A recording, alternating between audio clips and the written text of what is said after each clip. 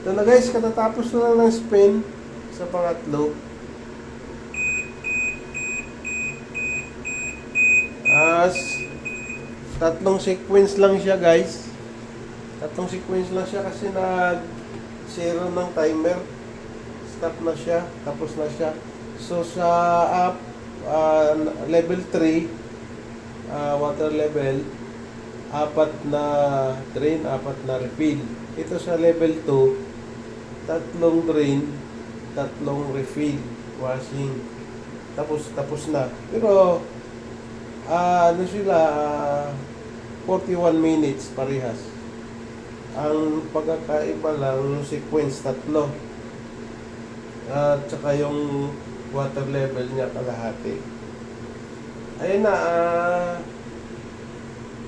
mas lalo siguro sa level 4, masyadong mataas yung tubig. Medyo matakal siya kunti.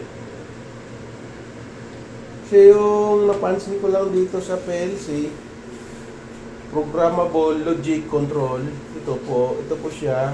Apat lang yung ano dito. Dalawa lang yung control dito. Ito lang. Program na select the water level. Ito start na ito. Ito yung stop. Shout out pala sa nag-design nito. Sa ibang control, meron siyang quick dry. Ito wala siyang quick dry. Quick wash and dry. Siguro sa level 1 hindi ko pa nasubukan. Sa next operation na lang siguro kung baka yun na ang pinaka quick dry niya, quick wash and dry. Pero dito walang selection. Naka-module yung ano niya, program. Level 1, 2, 3, 4, 5 hindi ko nasubukan, mas mataas yun kasi 3 and 2 lang nasubok ko na try. Ano lang pala, customer satisfaction po ito na bilang customer. Tinicheck ko lang operation nito ng PLC. Okay naman siya. Maganda naman. Plastic. Rust proof niya. Tama nga. Kaya lang yung sa setting niya dito, walang quick wash and dry. Siguro doon sa level 1, hindi ko pa nabuksan. Susunod na lang. Kung kung siguro, ang napansin ko lang, si number 4, mataas yung consumption. At saka pala yung washing time niya, sandali lang, 4 to 3 minutes. Kagaya sa ibang washing machine, tagal, about 10 minutes nagwawash. At saka tatlong sequence. Matagalan talaga pag marami. Marami kasing setting yun eh. Ito, naka-module na yung setting dito. Pero okay naman siya. Okay naman siya. Siguro yung napansin ko lang yung yung working sa washing niya, lang, 3 to 4 minutes. Mag-drain na siya agad. Yung sa first wash niya, yun, mapalo ng 5 minutes. Tapos 5 to 6 minutes. Tapos yung sa level 2 lang yun siguro sa sunod na operation level 1. Kasi yung 4, 5, XP ko na yun, mataas na yung doon, consumption ng. Okay guys, thank you. Admin, walang advertising ads dito. Customer po ako, sinusubukan ko lang, marami akong klaseng washing machine. LG, Midea. LG yung tumatagal sa akin. Midea, 2 years lang, tumitirik na. Hindi ko na pinayos yung niya, yung PLC.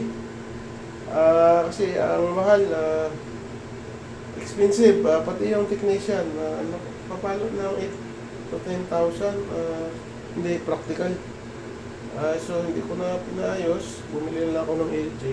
So ngayon binili ko ito kasi narinig ko sa kapitbahay. I heard some story from my neighborhood. They felt wonder because water consumption daw is mataas, high water consumption itong sinabi nilang Astron. Sa 4 and 5 yun. Sa 3. Mataas naman talaga. Confirm ko. Kaya hindi na nila ginamit. Kaya may kondo akong papahan. Susubukan ko. Kaya kasi yung Astron, maganda namang body niya. Tapos, rust proof. Tapos yung price niya, napakababa. Siguro kung maganda siguro kung i-update nila, upgrade nila. Siguro yung yung tatlong sequence, designer ng nito, yung computer electronic engineer o electrical engineer, commissioning engineer, siguro mas maganda 3 sequence, iba-iba lang level, tsaka may quick wash and dry. Kasi dito, ang mabilis yung wash niya, itatapon na kagad ng tubig. Kung madumi masyado, too much dirty, so kulang siya sa ikot. So yun lang po, admin, I am a customer for this. I need observation. Gusto ko lang malaman, I want to know the capacity and performance of operation this washing machine made by in the Philippines, in our country, very low price. So that's why I tried the operation. I tried. This is first time for me. Thank you. Guys, Lodi, paakap naman, follow, like, and share.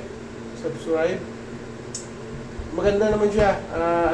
Level 3. Kaya lang, matipid naman siya level 3. Yung tubig niya, kalahati. Pero pag konti lang din yung ilagay mong damit. Kung doon ka sa 3 and 4, mataas yung consumption niya. Sana ma-modify ito ni Astron. Thank you. Good night. See you next vlog. Thank you.